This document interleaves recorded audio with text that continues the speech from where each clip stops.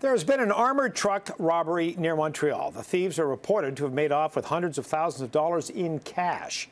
Police say two men, they were armed, wearing Halloween masks, attacked two employees of the Garda security firm at a Royal Bank branch. The guards were pepper sprayed. There are reports that the thieves got away with more than $400,000, though that has yet to be confirmed by the company.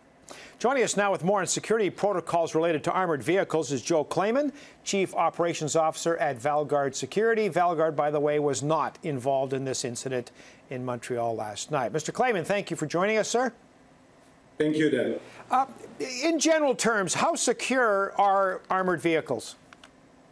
The armored vehicles themselves are quite secure. They are completely bulletproof from all six sides. And in recent years, there was almost never an incident where the robbery took place at the vehicle itself while the guards are inside. The most dangerous place, or where the recent robberies are actually taking place, is on the pavement.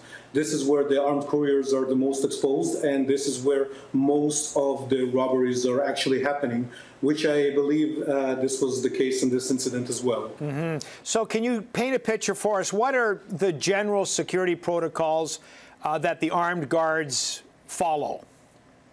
Well, each company has its own protocols, but in general, armed couriers, they are not peace officers, they are not security guards, they are not there to get involved with the general public, with the population, or to help them in any way, shape, or form. They're there to perform a specific task, a specific duty, which is to transfer the liability from point A to B securely, and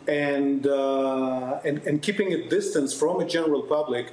It's the protocol that the standard industry practice is dictating in order to ensure the safety of the armed couriers. So pretty much just keeping distance from any people that walk by just on the pavement, in the street, in the mall, wherever it is, just to keep as much distance from themselves as possible. Mm-hmm. What's the culture among the armed couriers? Is their job to offer as much resistance as possible? Do they have to show some discretion when their lives are in danger? What's their attitude going into this?